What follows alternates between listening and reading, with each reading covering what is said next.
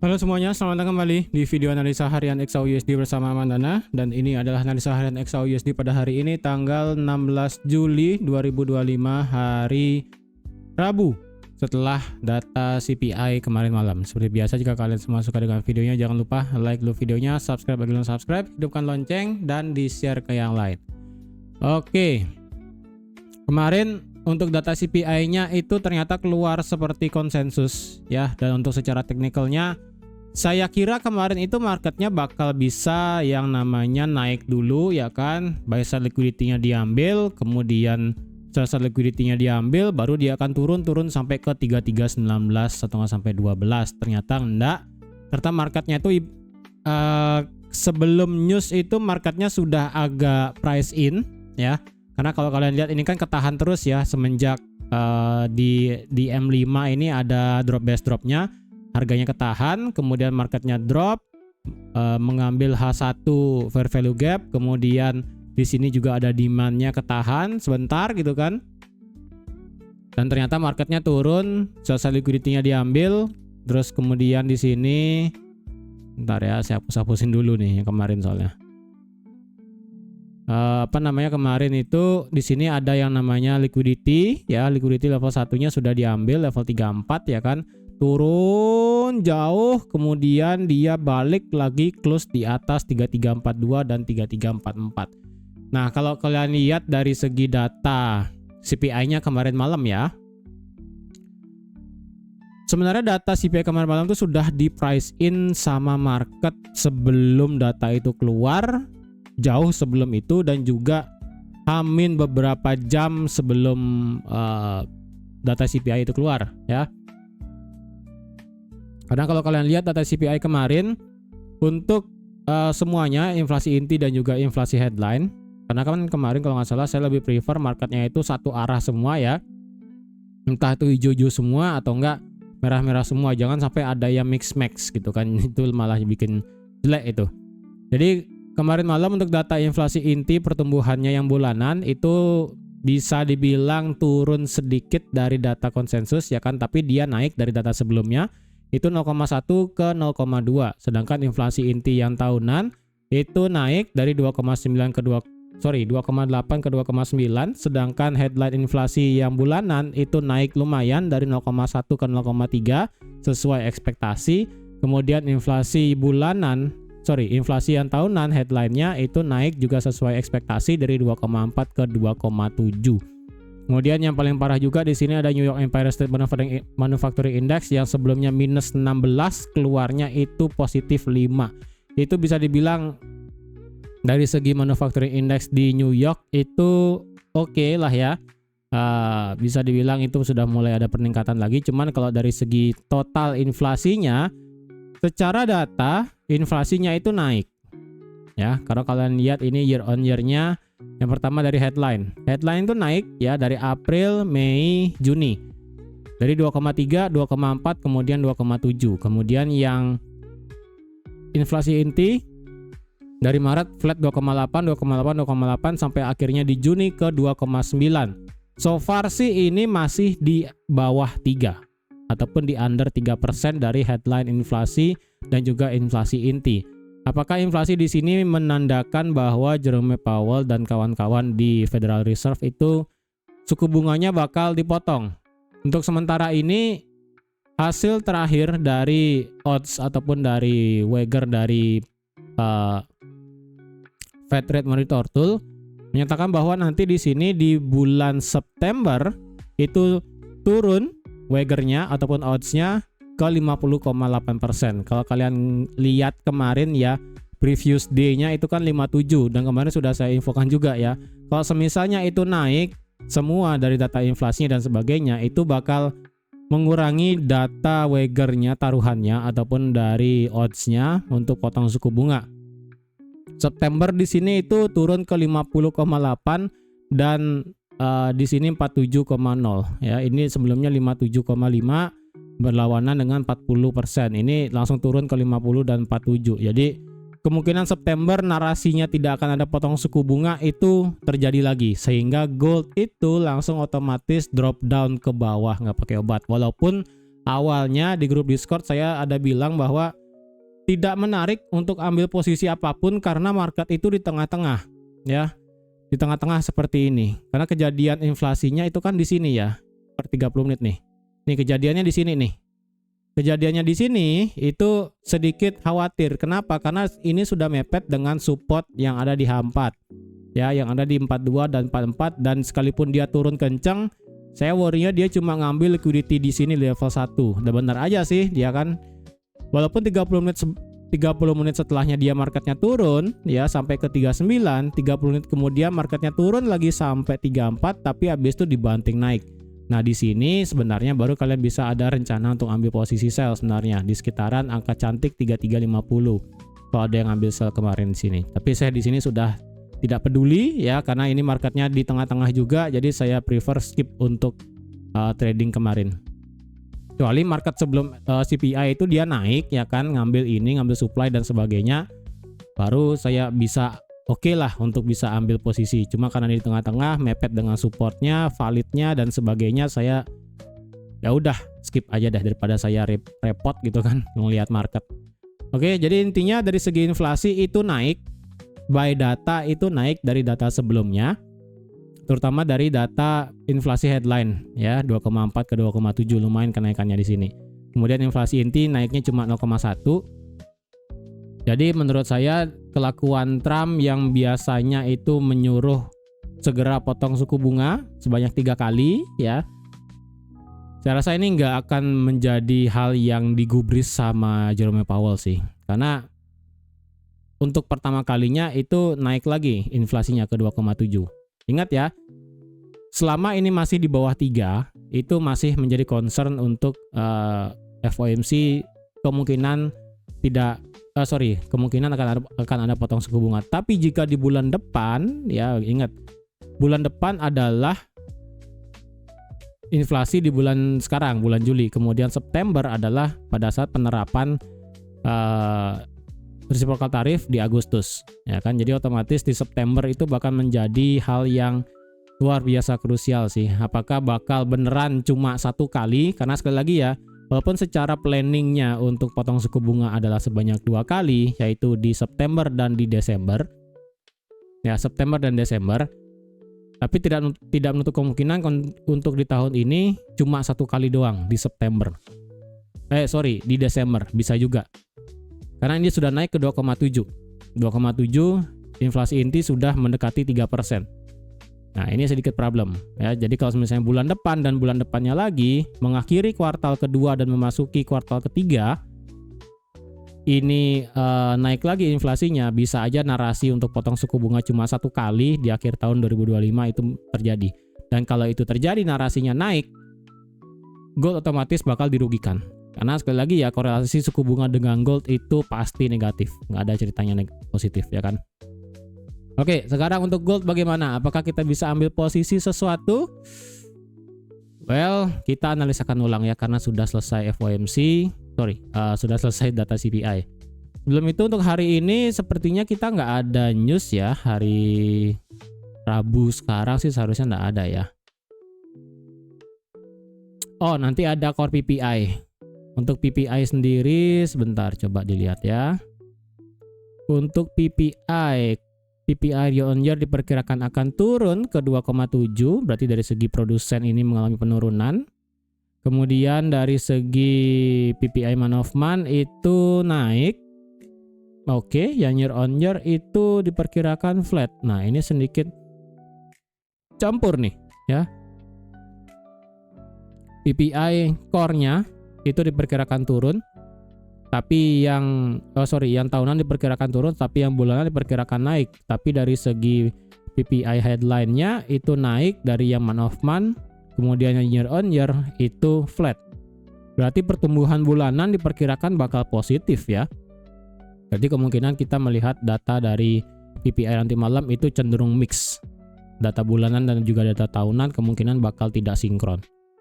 Kemudian di sini bakal ada industrial production dan manufacturing production diperkirakan bakal positif semua. Berarti dari segi manufacturing index itu dan juga ya dari segi manufacturing index kemungkinan bakal positif sih. Oke, coba kita lihat ada nggak Trump lagi ngomong ya untuk hari ini. Hari ini tidak ada sih ya. Hari ini sih tidak ada. Nanti malam kita lebih kepada ada beberapa member FOMC yang ngomong aja ya. Di sini ada Barkin, kemudian ini ada Hamak, kemudian di sini ada William. Di sini juga ada Bar juga. Jadi kemungkinan tidak ada Trump ngomong. Cuman kemarin itu Trump ada berbicara lagi ya. Karena kalau kalian ngeh itu Indonesia katanya negara kita itu sudah ada trade deals dengan Amerika. Detailnya katanya bakal diberitahukan. Cuman sekarang saya belum cari detailnya apa aja untuk trade deals Amerika dengan Indonesia itu kan. Kemudian di beberapa negara ini kayak ini barusan ya kan, UK trade dealnya katanya done gitu. Kemudian dari beberapa negara itu sudah oke lah bahasanya. Ini barusan saya udah baca. Mana dia ya? Oke. Ya nantilah saya baca lagi ya, mungkin pada saat live stream mungkin saya bisa infokan ya. Cuman di sini yang bisa saya katakan untuk Trump sendiri, katanya beliau bilang ada trade deals ya dengan beberapa negara. Entah itu dari negara kita Indonesia, Jepang, kemudian Inggris, Eropa sih katanya juga ya. Kemudian apa lagi ya? Ya. Itu aja. Nah, ini nih ya. 50 Boeing jets include in Indonesia deal. Oke, berarti kita di sini pesawat ya untuk trade dealsnya. Dari segi pesawat ternyata. Ya, nanti kita lihatlah. Oke, untuk analisa hari ini seperti apa? Karena nanti malam kita ada data PPI, sebenarnya data PPI itu apakah bisa dikorelasikan dengan data CPI? Menurut saya sih tidak, karena itu sudah berbeda. Satu produsen, satu konsumen ya. Jadi korelasinya beda. Oke, dari segi daily kalau kita lihat ya, apakah ini pure marketnya melakukan break of structure dan sebagainya? Sekali lagi marketnya itu nanggung ya kemarin itu. Di sini nih ya nanggung. Jadi otomatis secara daily kita punya satu resisten yang valid. Ya, yaitu yang ada di harga 3357. Kalau ada candle close di atas 3357 itu akan menjadi trigger bahwa marketnya bakal naik sampai tinggi ke 3382. Oke. Dan di sini kalau kalian lihat juga marketnya itu di sini sudah tutup fair value gap ya. Fair value gap sudah divalidasi, sudah dimitigasi, sudah ditutup juga. Dan kalau kalian ngeh juga di sini ada fair value gapnya yang kemarin sudah saya bilang ya. Di sini ada fair value gap dari segi daily, di sini juga ada fair value gap yang sebelumnya. Jadi kalau ditarik tengah-tengah semua itu sebenarnya di angka 19. Kalau kemarin malam itu harganya turun sampai ke 20. Nanggung lagi dikit sekali. Saya kan bilang kemarin di sekitaran 3319,5 ya kan. Tapi ternyata marketnya turun sampai ke 20 berapa ini kemarin ya. 20,08. Wih, literally tinggal dikit banget ya.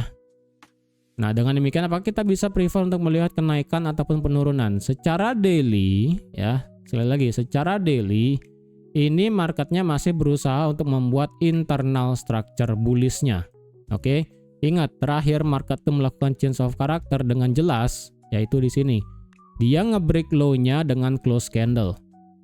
Oke, jadi otomatis secara daily swing high dan swing low-nya adalah ini dan ini. Ya, jadi ini adalah swingnya.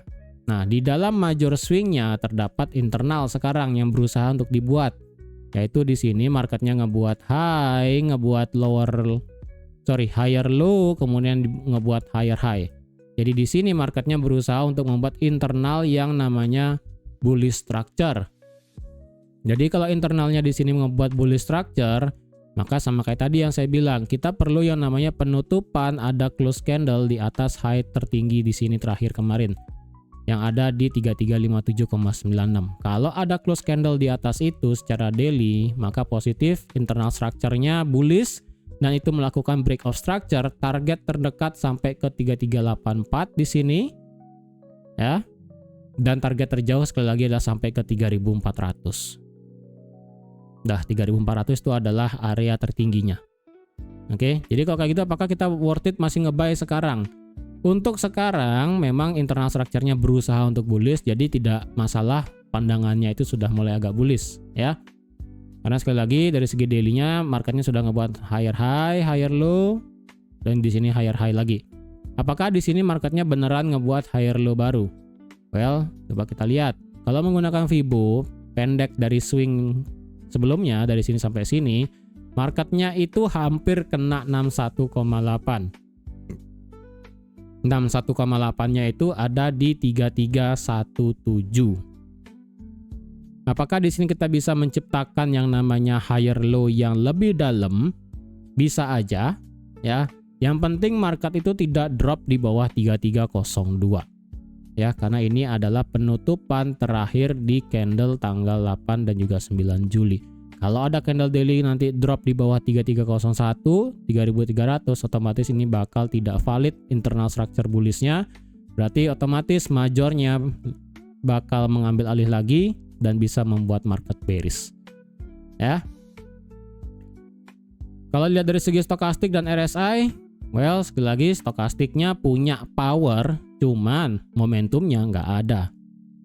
Ya, dari segi daily, kalau kalian lihat penurunan ekstrim di sini ya, penurunan dari 3366 sampai close di 3320 itu tidak menurunkan kekuatan beli dari segi stokastik. Kalian bisa lihat sendiri stokastik tetap mangap ke atas ya kan.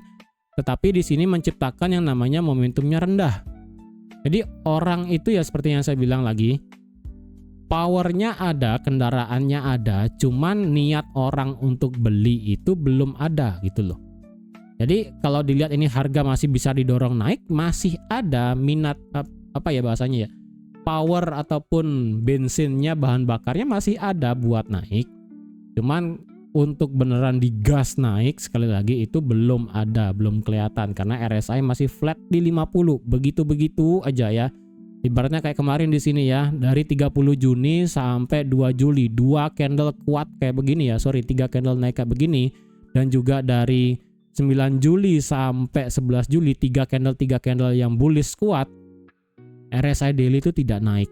Dia tetap flat di 50. Jadi ibaratnya didorong naik, digas naik, cuman gimana ya? Kayak kosong gitu loh, naiknya itu kosong ibaratnya. Jadi masih bisa dibawa naik, masih bisa. Ya, masih bisa dibawa naik, masih bisa. Cuman apakah beneran digas naik sampai ada tinggi banget? Menurut saya sih enggak. Walaupun di sini secara power RSI-nya, power stokastiknya ini masih mangap ke atas ya kan. Dan yang saya takutkan adalah kalau ini powernya habis, dalam artian stokastiknya nge-cross ke bawah, diikuti oleh nanti semisalnya kayak di RSI-nya sudah bosen diam di 50, maka skenario terburuk adalah marketnya mengulang kejadian kayak di 16 Juni. Sekalinya dia bensinnya habis ya, bensinnya habis, nggak ada niat buat beli, di drop langsung jauh ke bawah. Ini berarti bisa langsung awur-awuran ke bawah, itu aja. Cuman sekali lagi ya, kita tinggal tunggu daily itu ada niat aja orang itu beli banyak gitu kan. Kalau niatnya ada, powernya ada, ya itu kita bisa buy. Target sampai mana? 3.400 lah yang paling make sense kalau misalnya internal structure bullish-nya ini itu beneran di respect ya. 3.400 aja lah dulu. Kalau 3.400 lewat ya udah, ini sampai high di sini berarti ya 3434 gitu kan. Sampai paling tinggi lah di sini di 3450 atau enggak ya all time high 3,5. Itu udah paling ekstrim sekali itu ya. Oke, dari segi H4, ingat dari segi H4 internalnya ataupun minornya itu sudah melakukan change of character semenjak di sini. Oke. Ini adalah change of character H4. Jadi jangan sampai lupa ya. Ini adalah change of character H4. Jadi secara H4 marketnya itu naik, turun, membuat inducement, naik, turun, naik, change of character, naik, break of structure. Nah, di sini berarti marketnya break of structure. Ya. Ingat secara H4 majornya adalah ini swing high, ini swing low. Ya. Jadi market intinya dari segi H4 adalah begini ya, H4 nih. Naik, turun, naik. Oke, jadi begini ya, kayak pola ABCD gitu kan. ABC lah ya, ABCD apapun itu ya. Ini intinya polanya begini. Oke, jadi selama ini nggak lewat struktur low terakhirnya di sini dan sekaligus ini adalah inducement ya. Selama ini tidak lewat, yang dimana ini adalah inducement, secara H4 marketnya itu majornya masih bullish. Walaupun di sini kita melihat yang namanya change of character, kemudian internalnya juga kita melihat yang namanya break of structure. Ya, ini bosnya. Ini bos, ini cok nih, saya gedein dah lagi dikit ya. Nah. Oke, jadi sekali lagi ya, major H4 geraknya begini. Ini majornya. Oke, minornya itu sudah begini. Nah, apakah di sini sudah saatnya kita beli untuk mengikuti major daripada pergerakan H4? Bisa aja ya, bisa aja, karena kalau kalian ngelihat dari segi H4 berarti pandangannya sama kayak di daily. Ya, sama. Cuman masalahnya kalau kalian mau mengikuti pola major di H4 seperti ini, kalian perlu melihat H4 itu change of character. Maka otomatis untuk sekarang ya, untuk sekarang change of character yang bisa kemungkinan terjadi adalah di sini. 3365. Karena polanya adalah jika nanti internalnya begini ya, nanti dia break daripada lower high-nya sendiri di 3365, maka dari segi H4 ya udah, itu adalah change of character. Berarti marketnya mengikuti dari segi daily, mengikuti major H4, potensial naik lebih tinggi. Ya, mungkin 3400 itu sudah pasti terbuka lebar. Tapi untuk sekarang ya kan, cuman jika nanti semisalnya terjadi aksi membuat swing low yang baru dari segi H4, ya ingat, siapa tahu marketnya begini ya kan. Dia membuat lower high, lower low, lower high, lower low, tapi dia tidak ngebreak inducement-nya, dia cuma masih ketahan inducement, oke. Ketahan inducement. Kemudian dia ngebreak dimanapun ini ada lower high terakhir, nah itu kemungkinannya adalah ini bakal terjadi change of character, marketnya bisa mengikuti pergerakan daily ke atas. Itu. Jadi untuk sekarang patternnya ini H4 internalnya masih bearish. Ya, ingat ini adalah pergerakan bearish masih dari segi H4 internalnya. Ya, ingat majornya itu adalah ini valid swing, ini valid swing. Yang tadi begini ya. Dengan ini adalah inducement-nya. Supaya kalian nggak lupa di sini ya. Jadi saya terus bilang setiap hari. Dari segi H4, kalau kita lihat RSI sempat drop di bawah 50 ya, tapi sekarang dengan satu candle H4 ternyata mampu membuat momentumnya naik. Problemnya cuma satu. Momentumnya naik, powernya nggak ada. Nah, itu yang sedikit dilema. Ya. Jadi saya di sini pakai stokastik dan RSI itu untuk mencari dua alasan tersebut ya, untuk mencari momentum dan juga untuk mencari power dari candle itu sendiri. Kalau tadi dari segi daily powernya ada, momentumnya nggak ada. Kalau dari segi H4 momentumnya mulai kelihatan tapi powernya nggak ada. Karena dari segi H4 RSI-nya itu naik ya, ini sudah kelihatan banget ya kan, langsung bergerak naik ke atas dengan satu candle di sini. Tetapi dari segi H4 stokastik ini masih mangap ke bawah, belum nge-cross sama sekali. Ya. Jadi ibaratnya terakhir itu kalian bisa lihat contohnya itu di sini ya, ini. Ini RSI-nya sudah bergerak naik, momentumnya ada, kemudian didorong oleh power dari stokastik. Ya, stokastiknya naik, dibarengi dengan RSI naik, harganya langsung niat banget naik nggak pakai obat. Itu. Jadi kalau sudah keduanya klop, ada momentum, ada buying powernya, udah ini naik. Cuman sekarang sih belum kelihatan dari segi H4 ya. Yang penting H4 kalian tahu ini pergerakannya masih bearish, marketnya ngebuat lower high dan lower low. Tinggal market itu ngebuat lower high yang baru. Karena internalnya adalah bearish ya. Coba kita tarik Fibo ya. Kemarin kan sudah saya bilang ini marketnya ada bearish order block yang gede banget di sini. Ternyata ini marketnya respect, tetapi dari segi time frame H1 dia respect-nya kecil sekali ya. Itu sedikit saya heran juga sih kenapa bisa seperti itu gitu kan. Oke. Dari segi Fibo coba kita hitung ya. Dari sini sampai sini. Marketnya kemarin lumayan ekstrim, melewati 61,8 lagi dikit. Ya, hampir 78,6 dan kemudian drop. Jadi sekarang coba kita balik Fibo-nya sekarang. Dari sini sampai sini marketnya sudah selesai di 1618. Oke, 1618 berhenti dan sekarang kemungkinan retracement. Kalau kemungkinan retracement berarti di mana kita bisa kemungkinan mencari lower high baru secara internal H4. Tinggal pakai Fibo dari sini sampai sini. Ini sekarang marketnya berusaha keluar dari 23,6.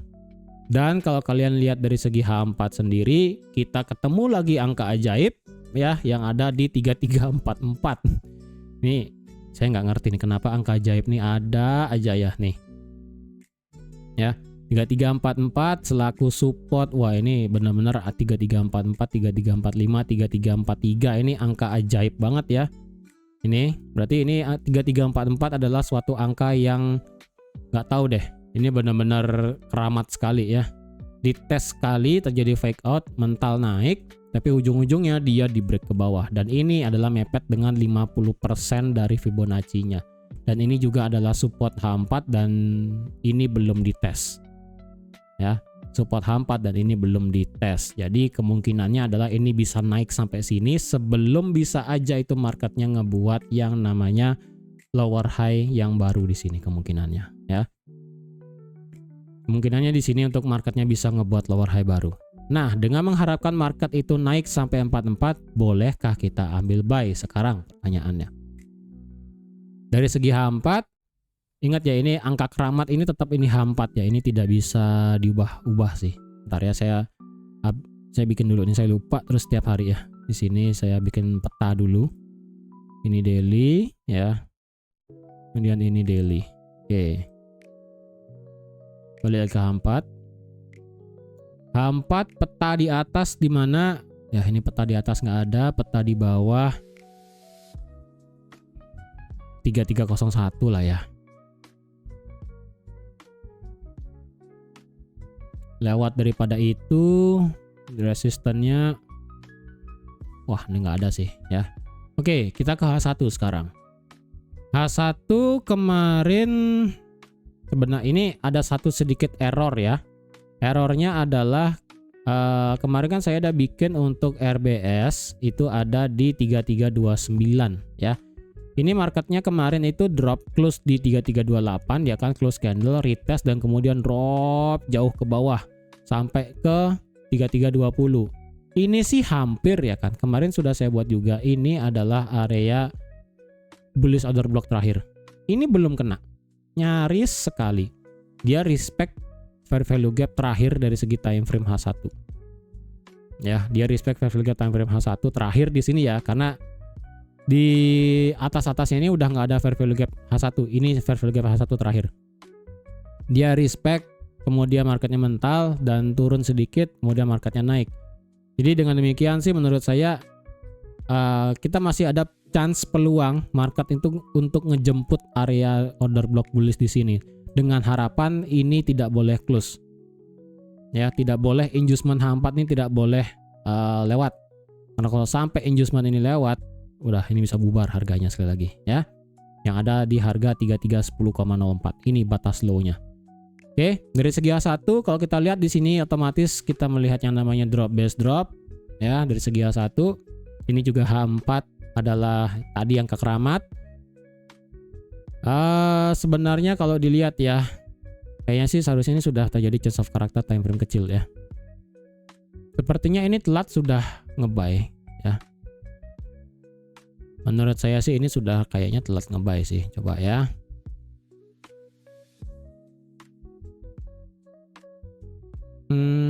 Coba saya pakai time frame kecil ya untuk ngukur sebenarnya sudah sampai mana. Oke, dari sini sampai sini dia 100% kena 1272 ya. Kena 1272, oke, ntar. Kena 1272, kemudian marketnya kan retrace naik nih. Oke, coba sekarang dibalik. Nah, saya pakai Fibo kecil soalnya nih. Set. Dari dia kena 0 naik 2338 close candle naik sampai 50%. Oke, sekarang dibalik. Dari sini sampai sini sudah kena 1618, retrace naik. Berarti untuk ini untuk time frame kecil di H1 ya. Kayaknya sih ini time frame H1 agak nggak sinkron dengan time frame H4 ya. Karena H4 ini kan Fibonya dari sini ya. Dari sini swing ke swing sini.